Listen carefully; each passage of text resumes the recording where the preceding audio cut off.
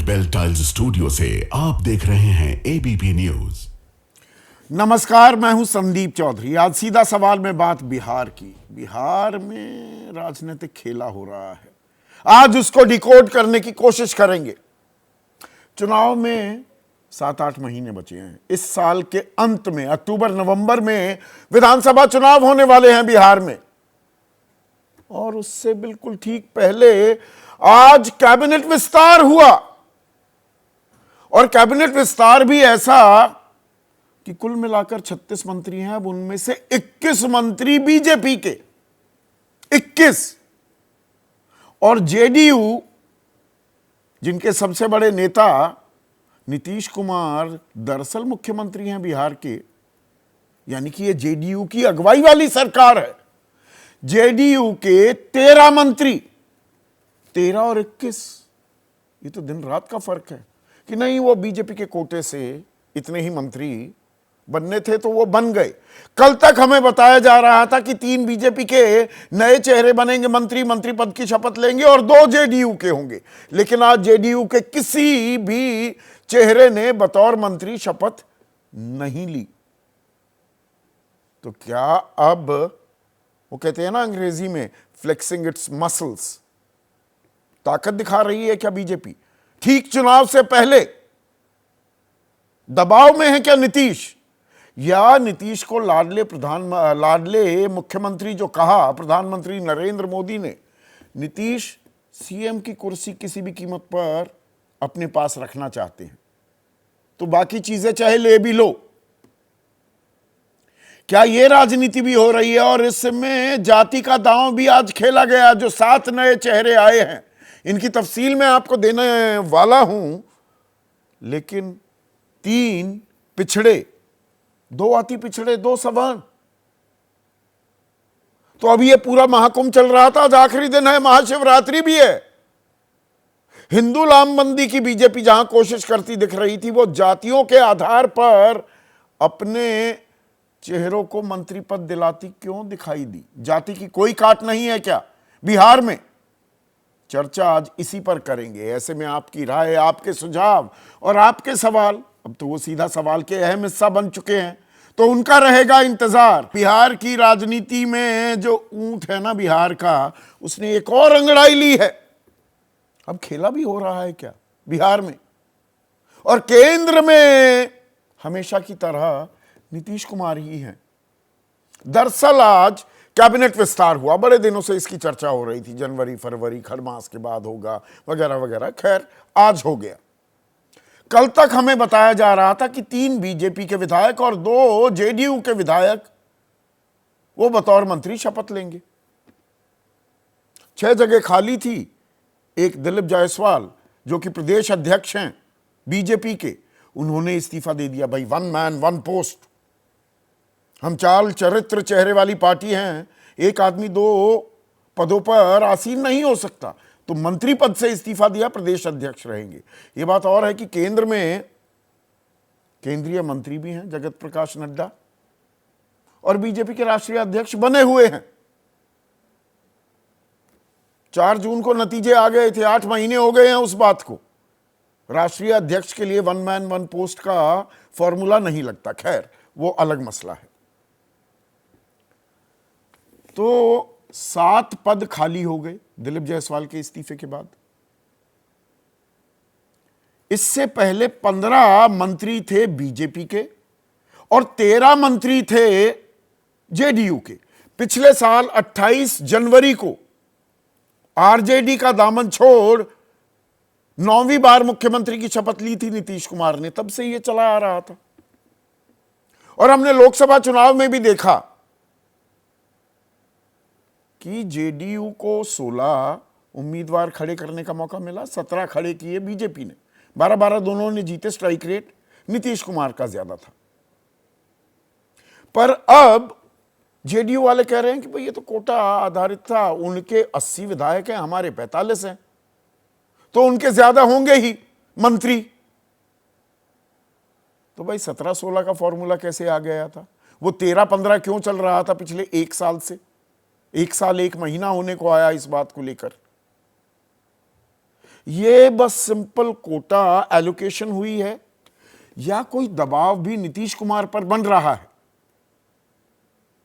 या नीतीश कुमार ने यह कह दिया है बाकी चीजें तो सब मान लूंगा, मुख्यमंत्री पद तो मेरे पास ही रहेगा।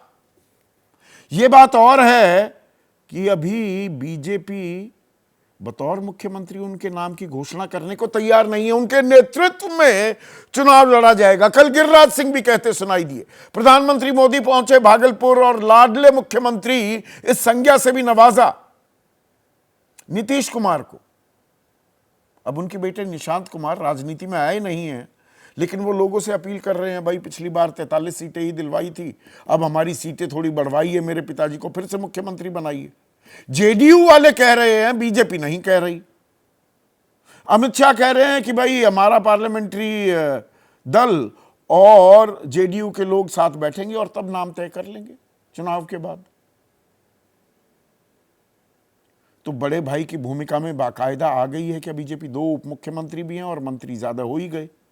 या नीतीश ने दरअसल इस तरीके से चेकमेट किया है, या नीतीश ये भी दिखा रहे हैं कि दादागिरी करने पर आ गई है बीजेपी, तो कुछ संपर्क भी साधा जा रहा है क्या नीतीश को लगातार खुला न्योता लालू प्रसाद यादव तो दे रहे हैं। तेजस्वी थोड़े केजी हैं, वो इतना खुलकर नहीं बोल रहे। तो ये क्या हो रहा है? कुछ खेला हो रहा है, कुछ खेले की वानगी बन रही है क्या बिहार में? और एक और दिलचस्प बात हुई, आज जिन 7 विधायकों ने बतौर मंत्री शपथ ली, उनमें से 3 पिछड़े, 2 अति पिछड़े और 2 सवर्ण। कृष्ण कुमार मंटू कुर्मी हैं तो पिछड़े हुए,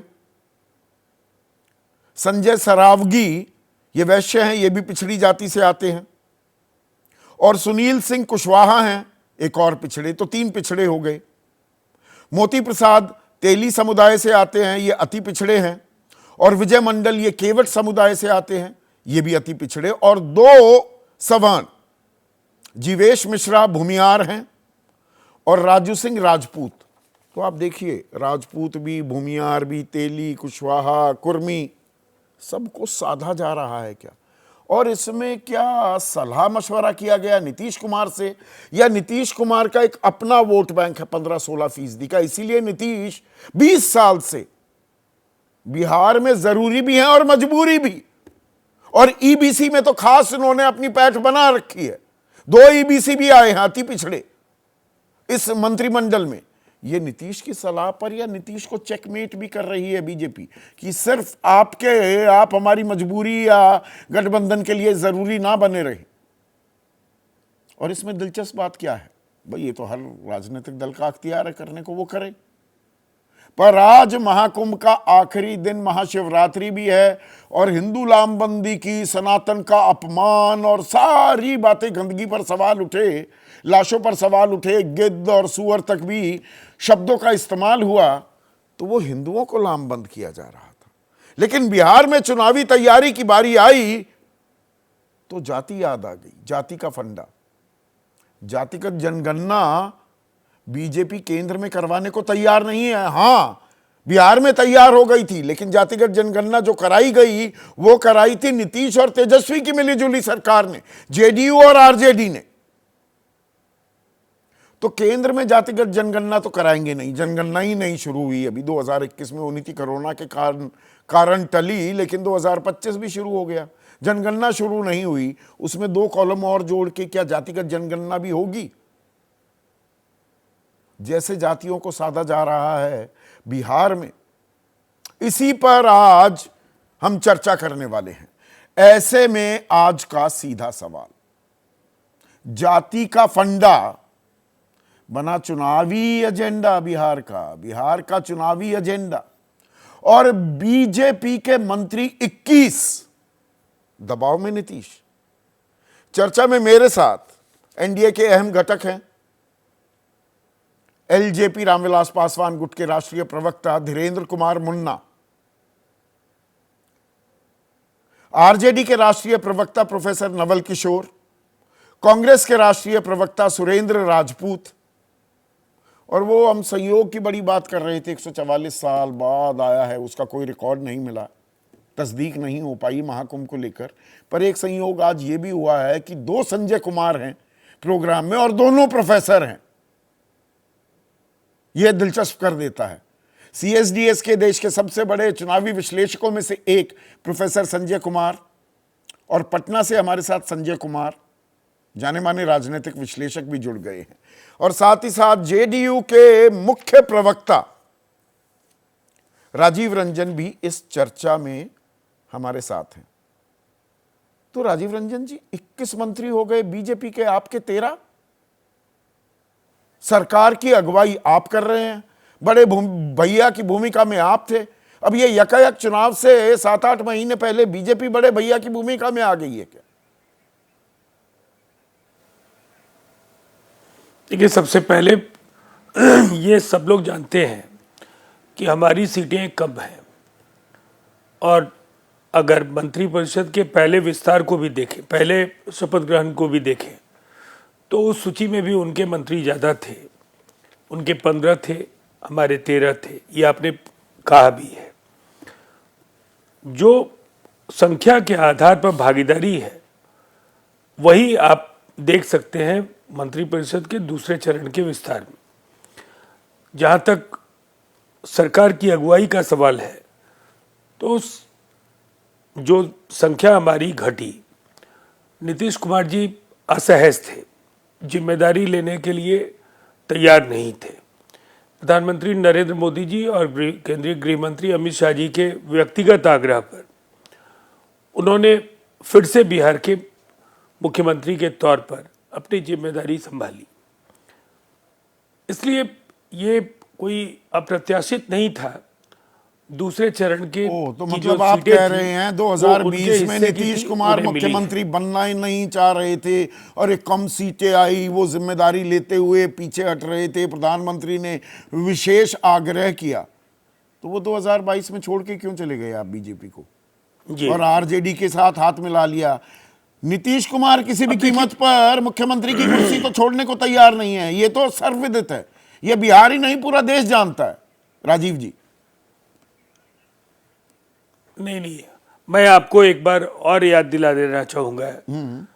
2014 के लोकसभा चुनाव में हमारी पार्टी का जो प्रदर्शन था वो बेहतर नहीं रहा था।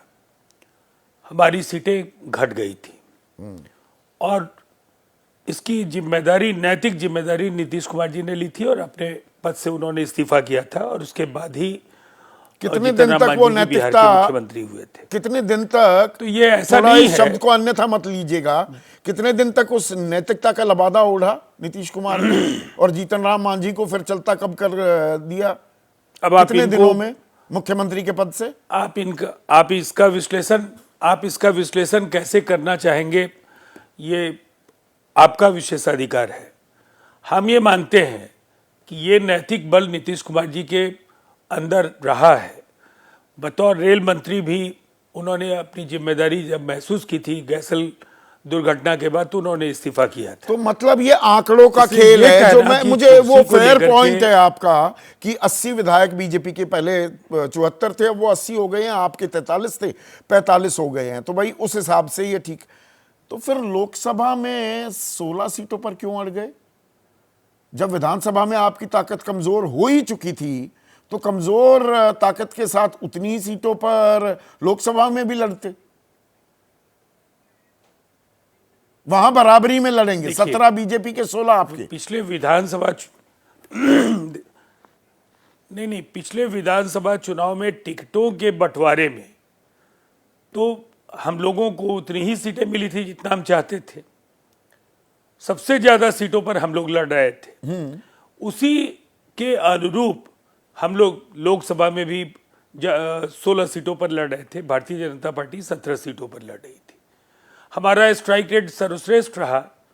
तो ये कहीं ना कहीं इसका भी विश्लेषण कीजिए कि कई बार परिस्थितियां आपके अनुकूल नहीं होती हैं। मतलब मैं यही तो थोड़ा सा लेकिन विरोधाभास है ना हमने अपने नीतियों राजीव को, अपने जी, कार्यक्रमों को, थोड़ा सा अपनी उपलब्धियों आपके को- तर्कों में विरोधाभास बस आ रहा है कि मुझे भाई आंकड़े के हिसाब से अब ये कोटा तय हो गया, या दरअसल आपने वो बात नहीं है। एक वो खूंटा गाड़ अब दिया सुनिए। कि मुख्यमंत्री का अभी घोषणा करिए तो इसलिए अभी विस्तार में 7 मंत्री आपके ही हो जाए, हमें कोई दिक्कत नहीं।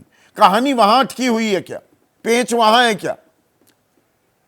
नहीं संदीप जी, ऐसी सूचनाओं का क्या स्रोत है मैं तो नहीं जानता हूं। मैं इतना मानता हूं नीतीश कुमार जी किसी भी गठबंधन की जीत की गारंटी है, और ये इसलिए संभव नहीं हुआ है कि कोई जोड़ तोड़ या तिकड़म से ऐसा हुआ।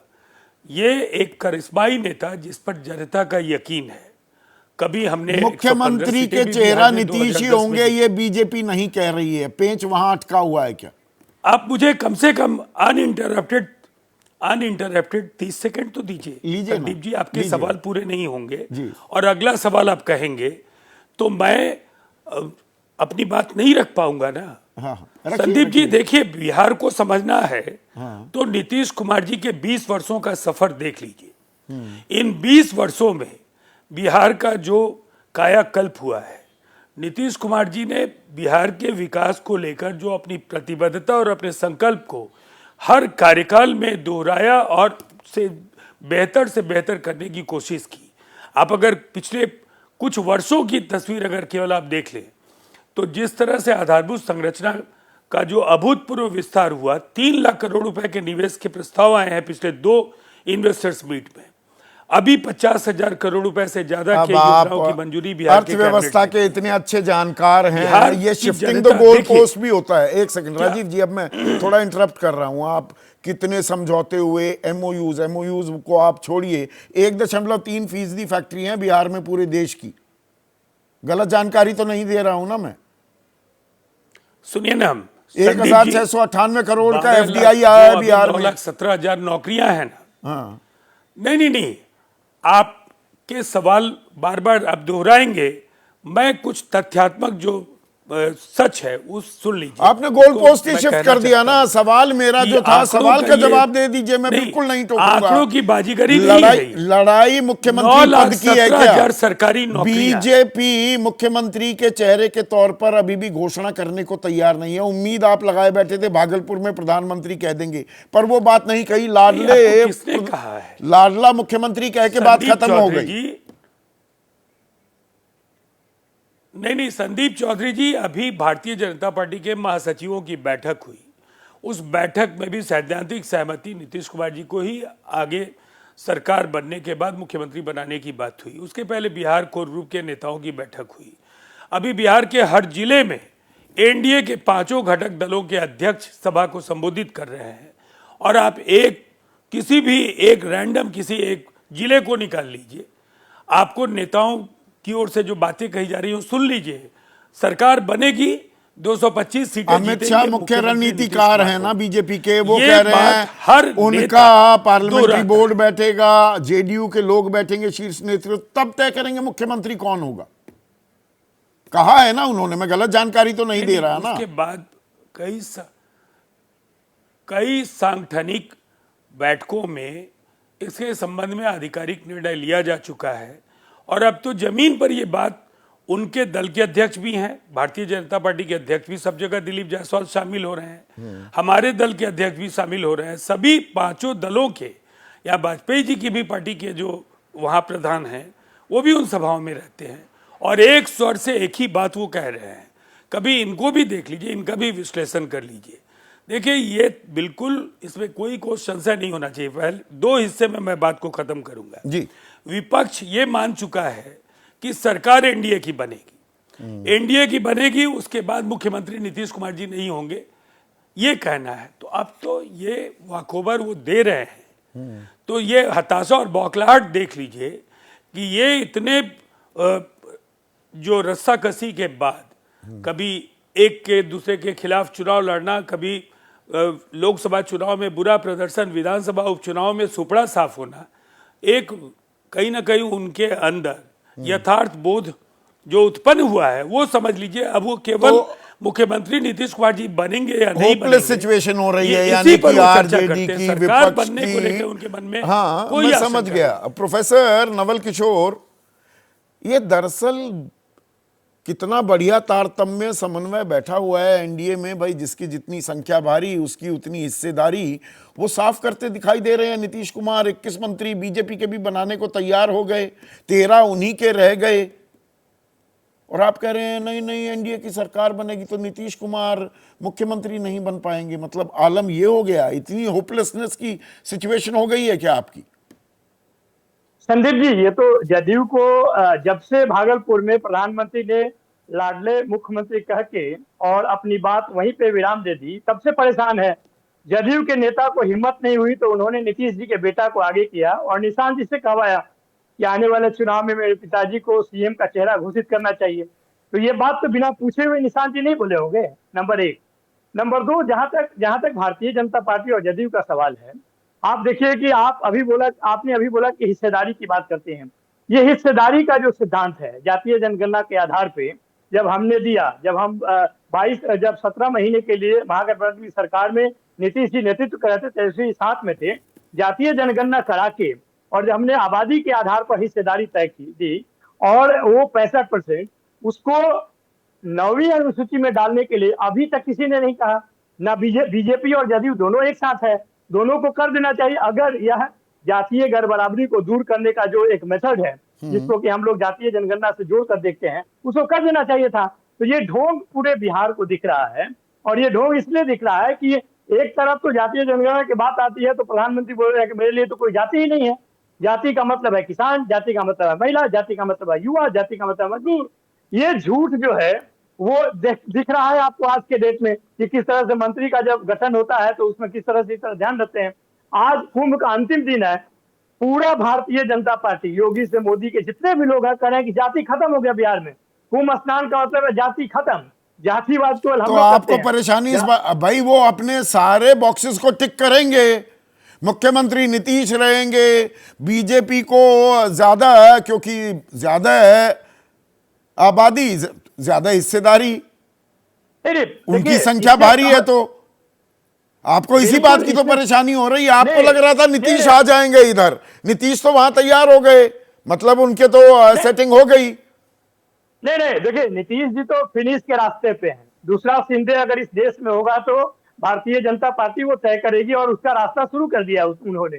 जब अमित शाह और प्रधानमंत्री दोनों से मुख से ये नहीं निकला, और हर कोई जानता है कि यह भारतीय जनता पार्टी दो ही लोगों की है, उन्हीं की चलती है, दोनों में से कोई बोलने के लिए तैयार नहीं है, तो यह अंतिम जो सत्ता का, जो पिछले बार बोले थे मेरा अंतिम चुनाव है, वो इस बार अंतिम फिर से उकसाने की कोशिश कर रहे हैं। मतलब नीतीश ही जरूरी भी है और मजबूरी भी है बिहार की राजनीति के लिए। अभी भी उम्मीद लगाए बैठे हैं कि आ जाएंगे आपके साथ, हाथ मिला लेंगे। अब तो वो गया, वो खेल तो खेला हो गया, अब नहीं आएंगे वो। देखिए संदीप जी, 17 महीने के सरकार ने बिहार के लोगों को एक बहुत बड़ा संदेश दिया है, और तेजस्वी जी ने जो आत्मबल दिखाई है, जो मुख्यमंत्री नीतीश कुमार जी कहते थे कहां से पैसा लाओगे, 10 लाख नौकरी कहां से दोगे, उनके साथ रह के उनको बाध्य किया और गांधी मैदान से अनाउंस करवाया 9 दिन के अंदर में कि यह काम किया जा सकता है, और उन्होंने करके दिखाया। 5 लाख नौकरियां दी, 3.5 लाख जो शिक्षक थे उनको राज्यकर्मी का दर्जा मिला, 3.5 लाख नौकरी अभी प्रक्रियाधीन है। उसमें ये आबादी के हिसाब से जो हिस्सेदारी तय हुआ था, जो कि नहीं हो पाएगा, उसे 50,000 वंचितों को घाटा होगा, मतलब मौका नहीं मिलेगा। तो ये चीज बिहार की जनता को दिख रही है, और जो 17 महीने में दिखा बिहार को कि कौन जन सरोकार के मुद्दे पे जनता के साथ में काम कर रहा है, मुझे लगता है कि बिहार की जनता मन बना चुकी है। और जो आपने देखा होगा कि तेजस्वी यादव 40 जगह लगातार सारे जिलों का भ्रमण करके और जनता के साथ, कार्यकर्ता के साथ बात करके, और जो महिलाओं को खासकर उन्होंने महिलाओं के साथ अलग संवाद किया। ये प्रगति यात्रा करें, हम लोग डायरेक्ट उनसे बात कर रहे हैं। वहां पे हमने ये तय किया है कि जब हम शासन में आएंगे तो ये सारी आप तो कह रहे हैं कि एनडीए की सरकार बनी तो नीतीश कुमार मुख्यमंत्री नहीं होंगे, मतलब मान रहे हैं एनडीए की सरकार बन रही है। नहीं, हम तो मान ही नहीं रहे हैं कि एनडीए की सरकार बनेगी। और ये बिहार की जनता से आप बात करेंगे आज के डेट में, तो आपको ये पता चलेगा कि सरकार किसी भी सूरत में नहीं बनेगी। इसीलिए जैसे कि 400 पार कह रहे थे, वैसे 225 लगाए हैं ये 225 कैरेट इसीलिए है, बेचैनी है 200 कि ये सरकार तो जा रही है। आपने देखा होगा कि अभी जो प्रधानमंत्री आने के पहले जो डिस्कशन हुआ, उनके जो मुख्य जो संसदीय बोर्ड है बिहार का, वो यह बात कर रहा है कि अटैक किस पे किया जाए, लालू जी पे किया जाए कि तेजस्वी पे किया जाए। तो ये जो बौखलाहट है वो दोनों दल में है, और दोनों दल के चलिए, बीच में है। बौखलाहट किसकी है, पर जाति पर चुनाव आ गया। मुन्ना, ये देखिए- नरेंद्र कुमार मुन्ना, एक सेकेंड नवल, अभी तो हिंदू हिंदू सनातन धर्म की अपमान सम्मान की लड़ाई हो रही थी, उनकी लामबंदी हो रही थी। अब ये 7 मंत्री आए बिल्कुल चुन चुन कर, 3 पिछड़ी जाति के, 2 अति पिछड़े, 2 सवर्ण, राजपूत भी हैं, भूमियार भी है, केवट भी है, तेली भी है, कुर्मी भी है, कुशवाहा भी है। अब जाति याद आ गई बिहार के चुनाव आते ही। इसके पहले भी संदीप जी आपने कहा था कि बिहार में जाति का फंडा शायद चुनाव बना है, एजेंडा।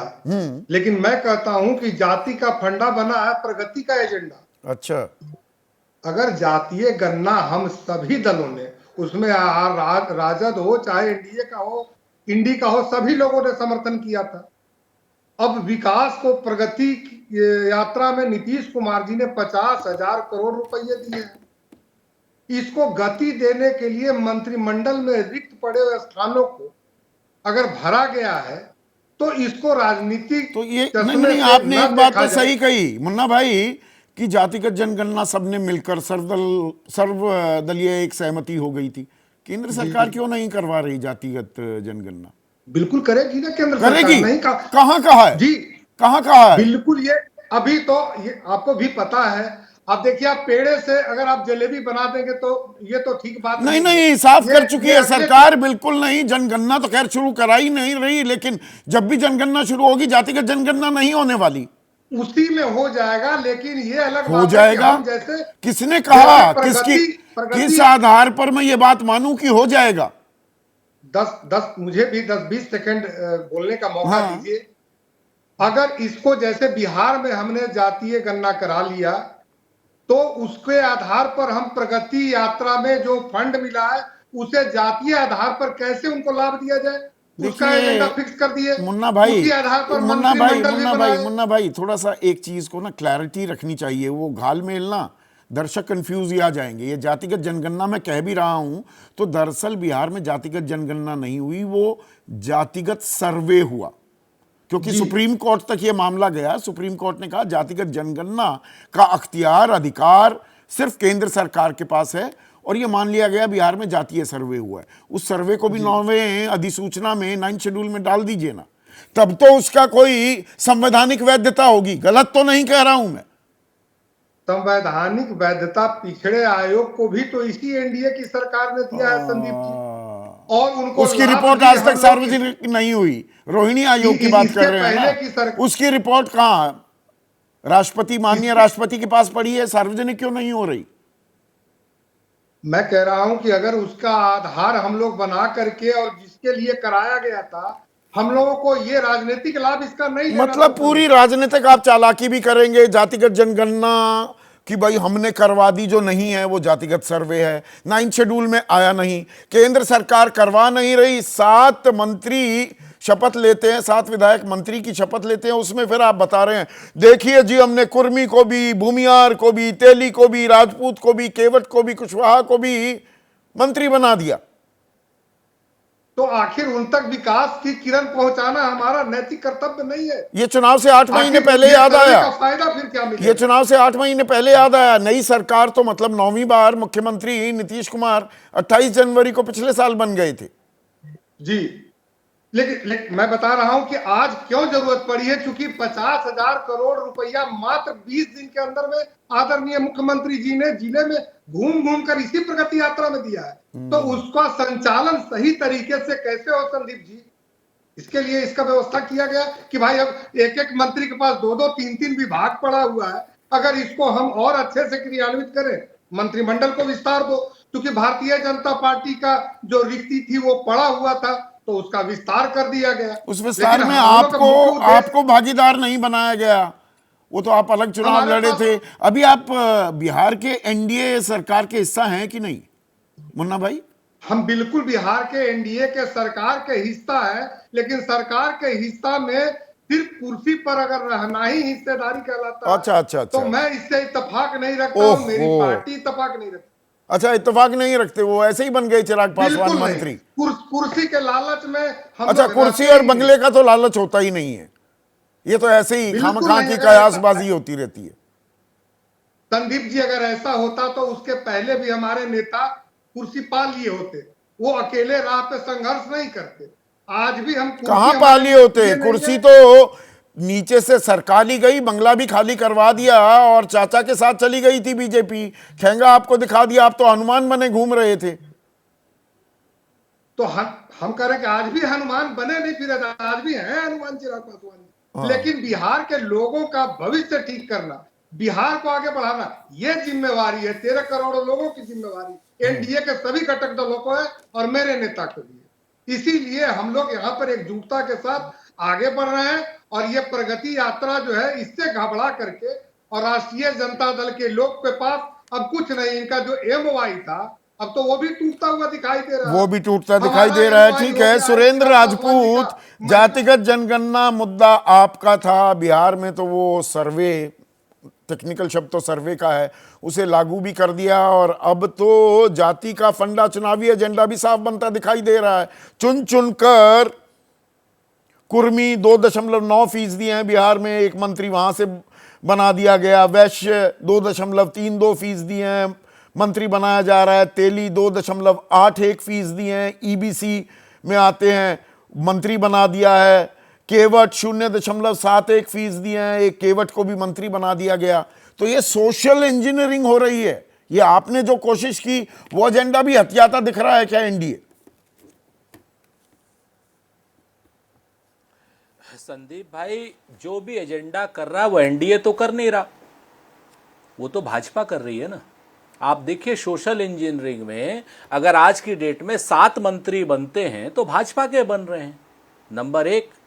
नंबर 2, आप बहुत तरीके से बता चुके हैं कि जो राजीव रंजन जी को कि भाई अगर बराबर का फार्मूला नहीं था तो 16-17 क्यों लड़े, अगर बराबर के फार्मूला नहीं था तो आज की डेट में खाली भाजपा के क्यों हुए, बराबर का फार्मूला नहीं था तो जेपी नड्डा ने ये क्यों कहा कि हम सारे क्षेत्रीय दलों को खा जाएंगे। ये सारी बातें अपनी जगह। मैं आपको एक रहस्य का उद्घाटन कर रहा हूं जो आपके चैनल पर अभी तक किसी ने नहीं बोला, और अभी तक यहां क्या कहीं पर भी किसी ने नहीं बोला।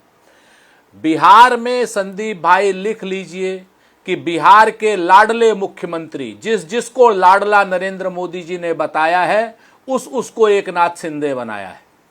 जान लीजिए इस बात को। आज की डेट में बिहार के लाडले मुख्यमंत्री नीतीश कुमार जी को एकनाथ शिंदे बना रहे हैं। इसीलिए कह रहे हैं कि बिहार में चुनाव एक नीतीश कुमार के नेतृत्व में लड़ा जाएगा। ऐसे ही उन्होंने बहुत, मैं आपको कोट अनकोट ब्रैकेट में कर रहा हूं कि महाराष्ट्र में चुनाव एकनाथ शिंदे के नेतृत्व में लड़ा जाएगा, पूरी भाजपा ने कहा था। उसके बाद क्या है वो आपके सामने है।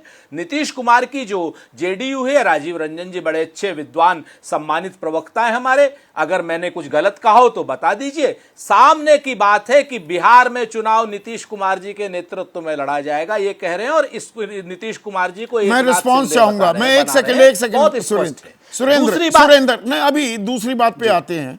राजीव रंजन से रिस्पॉन्स ले लेते हैं ना। जो यहां पर सुरेंद्र राजपूत कह रहे हैं, राजीव भाई जी, एकनाथ शिंदे बना रहे हैं बीजेपी वाले नीतीश कुमार को कि इनके नेतृत्व में लड़ा जाएगा, फिर चुनाव के बाद कह देंगे टाटा बाय बाय। देखिए, आपने आरजेडी को भी सुना, सुरेंद्र राजपूत जी को भी सुना। ये मान चुके हैं कि एनडीए की सरकार बनने जा रही है। अब इनकी चिंता है कि नीतीश कुमार जी मुख्यमंत्री नहीं बनेंगे।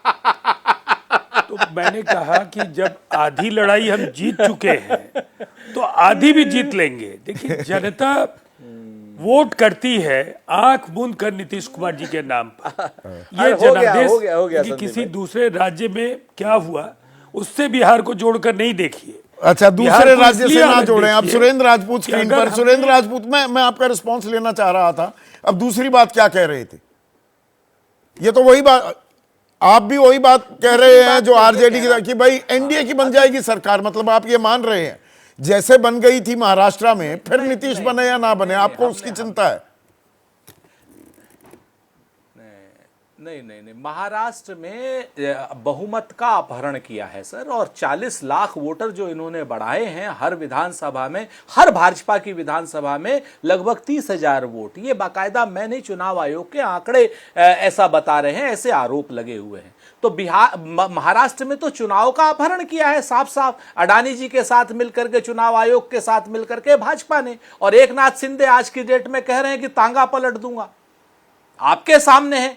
तो जो आप काम महाराष्ट्र में किया है, यहां पर कोई अडानी काम कराने नहीं आएगा, ऐसा हमारा मानना है। बिहार में हम सब लोग सजग हैं, चाहे हम हो, चाहे आरजेडी वाले हो, चाहे नल हो, चाहे नील हो, चाहे कोल हो, चाहे भील हो, चाहे पिछड़े हो, चाहे आदिवासी हो, सब के सब। इवन मैं आपको बता दूं कि क्या नाम, ये एनडीए की जो पार्टियां हैं उनमें भी असहजता है। यहां पर मुख्य प्रश्न यह है कि आज की डेट में भारतीय जनता पार्टी के जो एक धोखा देने की परंपरा है, जैसी उन्होंने महाराष्ट्र में की है, तो आप उसको चुनाव की जीत से मत जोड़िए, आप उसको अपने इन चुनाव में अपने साथी के पीठ में छुरा घोंपने की बात से जोड़िए। महाराष्ट्र में चुनाव जीता नहीं इन्होंने, अपहरण किया है, लेकिन बिहार में चुनाव पूरी तरीके से इंडिया गठबंधन जीतेगा हमारा, बहुत स्पष्ट है, महागठबंधन हमारा तो आप महाराष्ट्र में भी कह रहे थे, नीतीश कुमार जी को ताल तो एकनाथ आप शिंदे ठोक रहे थे, बताएंगे। हरियाणा में भी, लेकिन बिहार में जो आपका सबसे बड़ा औजार था राजनीतिक, एक मिनट सुनिए ना, राजनीतिक रणनीति थी जातिगत जनगणना की, उसे भी हथियाती हुई, कोऑप्ट करती हुई दिख रही है क्या बीजेपी? अभी तक तो वो सनातनियों की बात कर रही थी, आज ये कमंडल के साथ मंडल कार्ड भी खेल दिया है। ऐसा बिल्कुल, आप ऐसा है ना, भारतीय जनता पार्टी, फिर एनडीए को हटा दीजिए, भारतीय जनता पार्टी तो एक काम कर रही है कि ईसा, अल्लाह, ईश्वर सारे मंत्र सीख, और चाहे किसके नाम से मिले ज्यादा भीख। लेकिन आज की डेट में जनता समझ गई है, जनता जानती है जातीय जनगणना की बात कौन कर रहा है, जनता जानती है कि नीतीश कुमार को किनारे कौन कर रहा है जातीय जनगणना के नाम पर या जातिगत सर्वे के नाम पर। सारे के सारे मंत्री नीतीश कुमार को लेकर बड़ी हमदर्दी आपके मन में दिखाई दे रही है सुरेंद्र भाई, बड़ी हमदर्दी दिखाई दे रही है। इतनी हमदर्दी क्यों नीतीश कुमार को लेकर? आपको अंगूठा दिखाकर इंडिया के रचयिता वो, और चल दिए थे झोला उठाकर बीजेपी के साथ चुनाव से ठीक पहले। दो बातें बड़ी स्पष्ट है। पहली बात यह है कि नीतीश कुमार के लिए हमें हमदर्दी इसलिए है कि नीतीश कुमार नेता है, और नेता को अगर कोई धोखा देगा, चाहे हमारा दुश्मन हो, हमारा नेता हमारा प्रतिद्वंदी हो, हम भारतीय जनता पार्टी की तरीके से दुश्मन नहीं मानते, लेकिन भारतीय जनता पार्टी के साथ खड़े हुए नेता के अगर पीठ में कोई छुरा भोंकेगा तो हमारा नैतिक दायित्व है राजनीतिज्ञ होने के नाते कि हम उस आदमी को सावधान करेंगे। तो आप ये मतलब मोटी बात यह है कि नीतीश जरूरी भी है और मजबूरी भी है, चाहे आप बहुत क्लियर है, तो मतलब आपको उनके बारे में कुछ गलत नहीं कहना है, क्योंकि रास्ता खुला रहे, वो कोई आखिरी मोमेंट पर भी यहां आ गए, उनके पास वो एक्स फैक्टर है, वो एक पक्का पकाया बंधा बंधाया एक वोट बैंक है, छोटा ही सही। मैं बिल्कुल आप देखिए, मैं आपको बताऊं, हम इस चीज के लिए अस्वीकार नहीं करते इस बात को, लेकिन हम इसके साथ साथ हम ये भी तो कहते हैं ना कि हमारे पास हमारा गठबंधन पूरा है, लेकिन एक जो नेता है, जिस आदमी ने 20 साल बिहार में काम किया है, उस आदमी को इस तरीके से राजनीतिक धोखाधड़ी से उसकी राजनीतिक मौत की जाए, ये क्या उचित है? उसको एकनाथ शिंदे बनाया जाए, ये क्या उचित है? हम इस बात को बहुत भले ही वो आपको अंगूठा दिखाकर ठीक चुनाव से पहले लड़ेंगे, एनडीए के साथ हो लें, जिस बीजेपी को पहले 272 से नीचे समेट देंगे, फिर 200, फिर 100 से नीचे समेटने की बात हो रही थी। लेकिन प्रोफेसर संजय कुमार, सीएसडीएस वाले, आपसे सवाल है, आशय शर्मा का सवाल भी लीजिएगा जरा। पीसीआर हमारी दर्शक हैं, अलवर वासी हैं, राजस्थान में रहती हैं, और उनका सवाल बड़ा मौजू मुझे महसूस मैंने किया, तो सवाल आपके सामने अब आ रहा है। नीतीश कुमार का आरजेडी में जाने का रास्ता साफ हो गया है, जिसकी शुरुआत मंत्रिमंडल विस्तार से हो चुकी है। बल्कि सीएसडीएस वाले संजय कुमार नहीं, राजनीतिक विश्लेषक संजय कुमार, आपसे यह सवाल, ये क्या रास्ता साफ हो रहा है नीतीश कुमार के? अच्छा भाई, तुम्हें सातों में, फिर मैं 2-3 का खेल छोड़िए, मेरा नाम तो घोषणा कर नहीं रहे, सातों ही आप बना लो। ये रिवर्स इंजीनियरिंग हो रही है क्या राजनीति की? नहीं, ऐसा मुझे नहीं लगता है, क्योंकि भागलपुर की सभा में जो बॉन्डिंग दिखी, जो नरेंद्र मोदी जी की और नीतीश कुमार जी की, जिस तरह से खुली जीप में 2 ही लोग थे, बल्कि डिप्टी सीएम और बाकी लोग नहीं थे, मंच पर भी जो सहजता दिखी, उसमें मुझे ऐसा कुछ नहीं लग रहा है कि नीतीश कुमार जी जाने वाले हैं अभी इतना जल्दी। कोई ऐसा संकेत लग नहीं रहा है। हाँ, ठीक है, वो जो मंत्रिमंडल वाली जो बात आपने कही कि नीतीश कुमार जी ने कहा होगा कि ठीक है, अगर आपके 80 विधायक हैं, मंत्रिमंडल में आप शामिल करा लीजिए जिनको आप शामिल कराना। हमारे एक और दर्शक हैं, राजीव मलिक हैं, शामली वासी हैं, उत्तर प्रदेश में रहते हैं। वो कह रहे हैं लगता है लाडली बहनों के मामा यानी कि वो शिवराज सिंह चौहान की बात कर रहे हैं, जैसा हश्र लाडले मुख्यमंत्री का भी होने वाला है। सवाल बहुत आ रहे हैं इसी लाइन से जुड़े हुए प्रोफेसर साहब। नहीं, संभावना से कभी इनकार नहीं किया जा सकता है, और एकनाथ शिंदे का जो उदाहरण दिया जा रहा है वो उदाहरण तो सबके सामने है ना। कल नीतीश कुमार जी कितने मजबूत रहेंगे, कितने कमजोर रहेंगे। ठीक बिल्कुल आपने कहा था कि जो खबरें आ रही थी उसमें लग रहा था कि 3 बीजेपी के और 2 जेडीयू के। विनोद प्रसाद हैं, खगौल वासी हैं, बिहार के ही हैं प्रोफेसर साहब। वो कह रहे हैं नीतीश पलटी मार लेंगे लेकिन मुख्यमंत्री की कुर्सी छोड़ना कबूल नहीं करें। लड़ाई मुख्यमंत्री की कुर्सी की है क्या? नहीं, मुख्यमंत्री तो कुर्सी की है, और नीतीश कुमार जी इस पर कॉम्प्रोमाइज नहीं करेंगे। जिस तरह से इनके बेटे निशांत कुमार ने आकर के कल कहा कि एनडीए को पहले मुख्यमंत्री कौन होंगे 2025 के परिणाम के बाद ये तय कर लेनी चाहिए। तो ये केमिस्ट्री का जिक्र आपने किया, अभी जो राजीव रंजन भी कह रहे थे कि भाई इसमें कोई आफत नहीं आने वाली है, पर आफत यहीं पर है ना असली तो, और उसी में संभावनाओं का खेल, वो द्वार खुलते हैं क्या राजनीति का, ऊंट क्या करवट लेगा? हाँ, अगर लग जाएगा नीतीश कुमार जी को कि मुख्यमंत्री की कुर्सी भी अब मेरे साथ नहीं रह जाएगी, ये भी बात बीजेपी कहीं ना कहीं से उस पर भी नजर रखे हुए है, तो नीतीश कुमार कोई भी निर्णय ले सकते हैं। लेकिन कल निशांत कुमार का जो बयान आया, उस बयान के कई मायने हैं। उन्होंने अपनी पार्टी को, जेडीयू को भी कहा कि जरा 19 वर्षों के मुख्यमंत्री के काम को तो जाके बिहार में बताइए, और एनडीए को भी कहा कि एनडीए को अगर चुनाव में जानी है तो एनडीए को नीतीश कुमार को मुख्यमंत्री बनानी है 2025 के तो वही तो बेटा खुलकर कह रहा है, जेडीयू के बाकी लोग नहीं कह रहे, बीजेपी अभी पत्ते खोल नहीं रही। यहां पर कुछ अटकन है क्या? अमित मथुरिया हमारे दर्शक थे, उनका सवाल लीजिएगा जरा, पीसीआर। और अब सीएसडीएस के प्रोफेसर संजय कुमार से सवाल, जो ये राजनीति का ऊंट कुछ करवट बदलता दिखाई दे रहा है, और उसमें सवाल ये जुड़ रहा है अमित का, हमारे दर्शक का, बीजेपी जहां भी एनडीए गठबंधन में जूनियर पार्टनर थी, अब सब जगह सीनियर पार्टनर होती जा रही है। एनडीए में कोई दुविधा है, या एनडीए दरअसल संजय और मजबूत होता दिख रहा है कि भाई ठीक है उनके पास ज्यादा है विधायक, मैं ज्यादा मंत्री उनके बनवाने को तैयार हूं? ये परफेक्ट कोऑर्डिनेशन का मामला है या खेल कुछ और भी है? देखिए, 2024 के लोकसभा चुनाव के बाद भी इस तरह की चर्चाएं हो रही थी कि एनडीए के जो घटक दल हैं उनमें असहजता है, बीजेपी उन पर दबाव डाल रही है।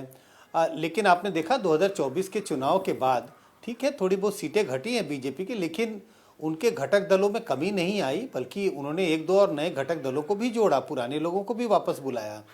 तो ये सारी चर्चाएं होती रही। पर एकनाथ शिंदे को कट डाउन टू साइज तो कर ही दिया ना। अब वो उप मुख्यमंत्री आजकल कोप भवन में जा रहे हैं, तांगा पलटा दूंगा, ये कर दूंगा, वो कर दूंगा, बहुत कुछ चल रहा है अभी महाराष्ट्र में।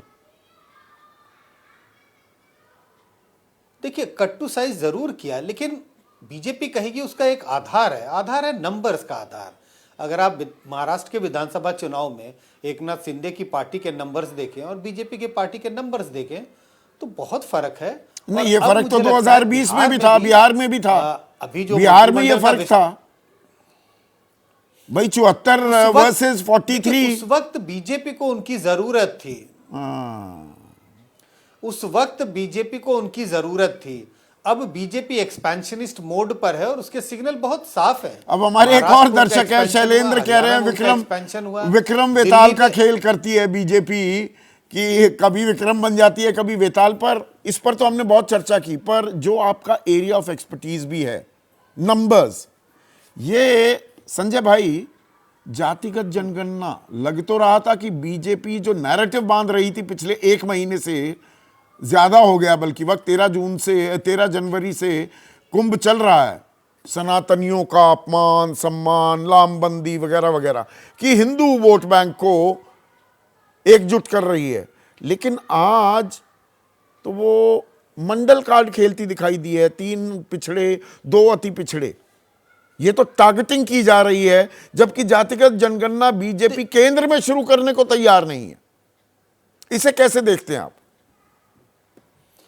बिल्कुल, मुझे देखिए, बीजेपी एक बड़ा अगर कहें कि मैक्रो फॉर्मूला तो है कि आप सनातन धर्म के लोगों को साथ जोड़े और हिंदू कार्ड खेलना है, लेकिन अलग अलग राज्यों में अलग अलग उनको स्ट्रैटेजी बनानी पड़ती है। दिल्ली में उन्होंने इसको बड़े शटल तरीके से नहीं इस्तेमाल किया। अब बिहार के चुनाव की बारी है और अगर आप सनातन धर्म और अपर कास्ट कंसोलिडेशन और हिंदू कंसोलिडेशन की बात करेंगे तो ये डर हमेशा लगा रहेगा कि जो दलित मतदाता है, जो लोअर ओबीसी है, ओबीसी है, उनमें कुछ ना कुछ नाराजगी, अगर नाराजगी ना हो तो अनीस जरूर पैदा होगी। वहां पर ये कार्ड नहीं खेला जाएगा शुरुआत में, वहां पर वही कार्ड खेला जाएगा जिसके सहारे तमाम पार्टियां, चाहे कभी आरजेडी कभी जेडीयू का, बीजेपी जेडीयू के समर्थन से लगातार 1919 कितने साल हो गए, 35 साल हो गए, 35 साल से इनका राज है। तो उसी फॉर्मूले के सहारे बीजेपी आगे जाना चाहेगी और वहां पर हिंदू कंसोलिडेशन का कार्ड बीजेपी नहीं। इसमें एक और रणनीति भी क्या होती है कि भाई नीतीश कुमार वो जरूरी और मजबूरी बने हुए हैं 20 साल से बिहार में, और उनका एक बंधा हुआ वोट बैंक है और उसमें ईबीसी खास आता है। अब वहां सेंधमारी भी कर रही है क्या? देखिए, तारतम्य समन्वय की बात भी हमने की कि भाई एनडीए क्या परफेक्ट कोऑर्डिनेशन में चल रहा है या एक दूसरे के वोट बैंक पर भी नजरें हैं। बीजेपी ऐसा नहीं कि भाई सिर्फ नीतीश के सहारे ही वो कि ईबीसी वोट बैंक हमारे पास आ जाएगा। क्या ये पोजीशनिंग भी हो रही है संजय? नहीं, देखिए, परफेक्ट तारतम्य तो नहीं है। हाँ, ऐसा नहीं है कि जेडीयू के नेताओं को अनीज नहीं होगी, उनको पता है कि बीजेपी एक्सपेंशनिस्ट मोड पर है। हाँ, और वो ताक पर रहेगी इनके वोट बैंक में सेंधमारी की, और उन्होंने बहुत सक्सेसफुली किया है दूसरे राज्यों में भी। तो अनीज है, लेकिन अनीज इस तरह की है कि उनकी भी मजबूरी है। अगर अलग होकर के, मान लीजिए हाइपोथेटिकली नीतीश कुमार एक अलग ही तरह से चुनाव लड़े, मतलब ना तो जेडीयू के, ना तो आरजेडी के साथ जाए, ना बीजेपी के साथ जाए, तो क्या होगा? कोई पार्टी का भविष्य नहीं होगा और अब विधानसभा के चुनाव में जबरदस्त हार होगी।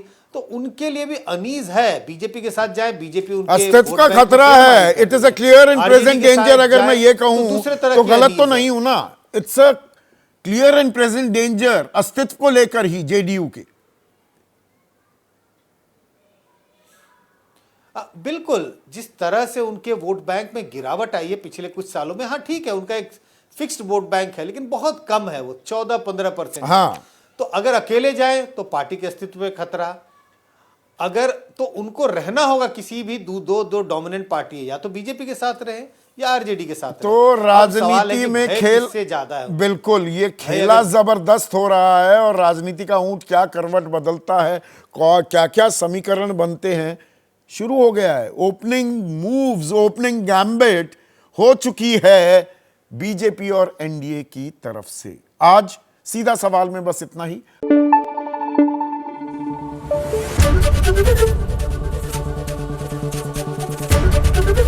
एबीपी न्यूज आपको रखे आगे।